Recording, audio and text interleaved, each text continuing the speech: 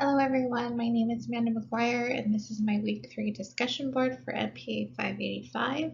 In today's discussion, I will be going over some of the key concepts from chapters 6 through 8. The first concept I'd like to discuss is common resource problems as an externality. This was from chapter 6, approximately page 131 in our book. Basically, a common resource problem would be something. It's a pool of natural resources that access is not restricted to. So think of like a natural public good. So there's no way to limit access to it. There's no way to eliminate anyone from using it. An example of this would be a natural water resource in the state of California. This is a big topic and a good example because the more people that use our water resources, the more we're seeing the drought increase. And so I think a common misconception with common resource problems for Americans is the understanding of replenishing the resource. I don't think a lot of Americans realize that things that we take for granted, such as our water, fish, food, and things like that, are all affected by other externalities and negative impacts that we have on the environment. So I think it's important that people learn that sometimes these common resources need to be protected rather than just used by anybody and everybody. The next concept is the Rawlsian social welfare function, which comes from chapter 7, about page 173. And this is the idea that the government should maximize the welfare of the worst off person in society in order to maintain the economy. So the success of the economy is based on increasing the utility of the worst off. So helping the poor essentially through government spending on welfare projects, such as an example would be Social Security. We have this group of people that once they retire, they've worked really hard their whole life, so it becomes a job of the government and the people that the taxpayers essentially to take care of these people through Social Security income. As far as understanding goes, I don't think this is something that most people in America have a full understanding of. I think there's a misconception of the fairness that comes with social welfare function and focusing on helping those less in a way. I feel that there are people that work very hard for their money and don't feel like they should have to share it. However, that just makes an unbalance, if you will, of the economy because you don't have everybody given equal opportunity. And if we don't take care of those that worked hard to support us when we weren't able to work as children, there needs to be that balance. The next concept is a natural monopoly, which comes from chapter 8, page 202. This is something where there is a subject such as electricity or water or a public transit system, and that the efficiency would be increased for there to only be one company that handles the market with providing a fixed cost for those that use it. This is usually when competition is undesirable, so it wouldn't make sense for there to be multiple companies providing electricity because they would be in competition with one another, and that competition would basically mean that whoever had the lowest rate, everyone would go to. So nobody is going to use an electric company that charges more than the other, and it would be an unfair advantage. So it doesn't make sense to have that type of competition for something that everybody needs as a necessity but should be charged equally for. I think for Americans' understanding of a natural monopoly, personally, I don't think it's something that people think about. I think they are aware that there are certain things like utilities and um, operating systems like the internet, um, transit systems like trains and airlines.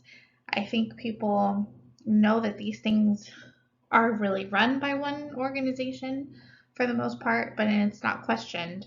We just take it as these are necessities we have to use, and there's not really much of a choice in it. I don't think people put a lot of thought into understanding the reasoning behind it.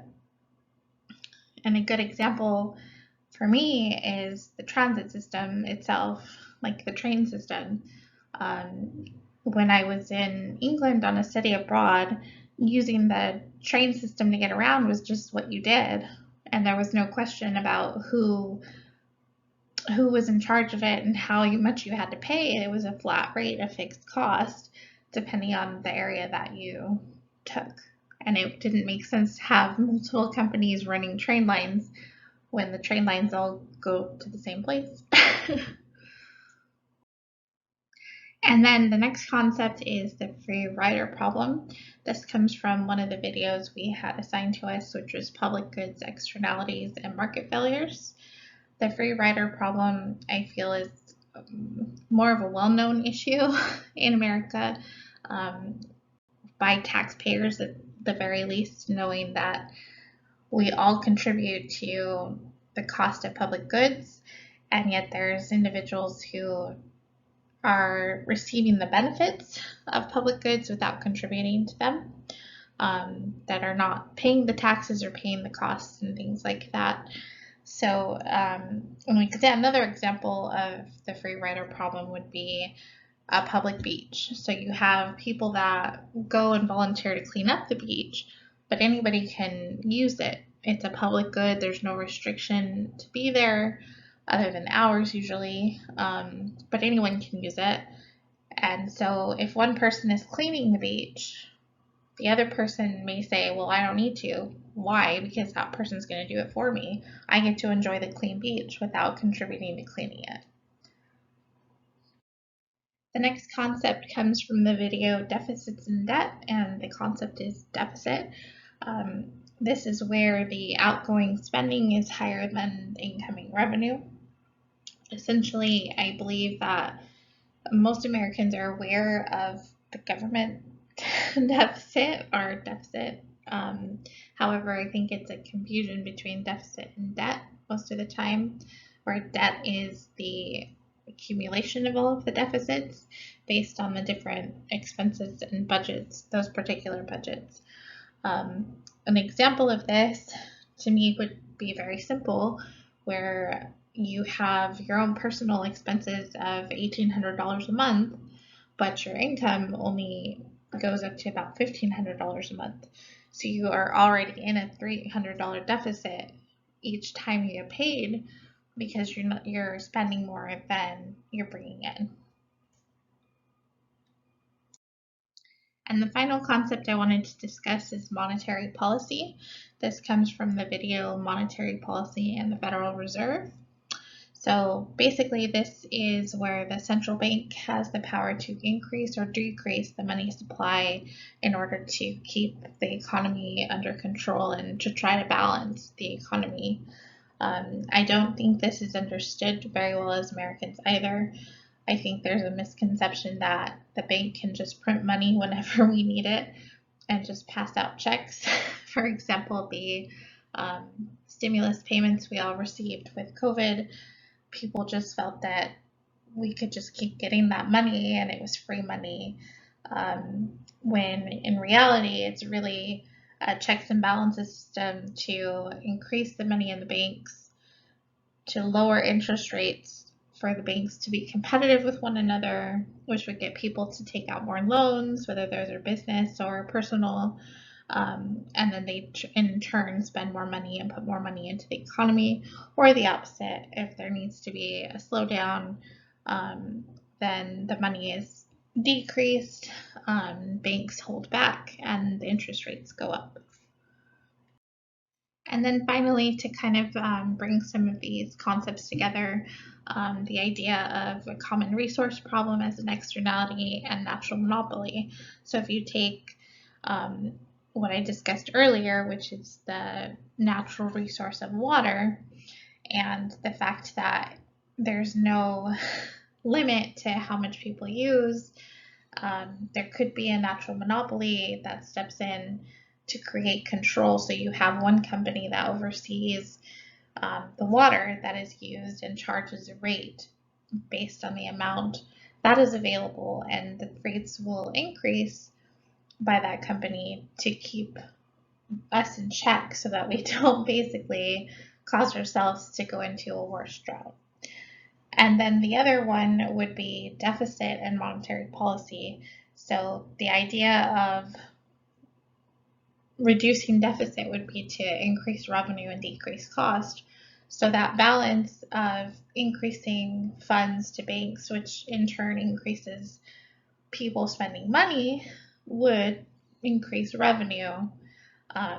So the combination of those two works together. However, there still is the need to decrease cost when you're increasing the revenue in order to not have a deficit. And that's all I have for today. Thank you.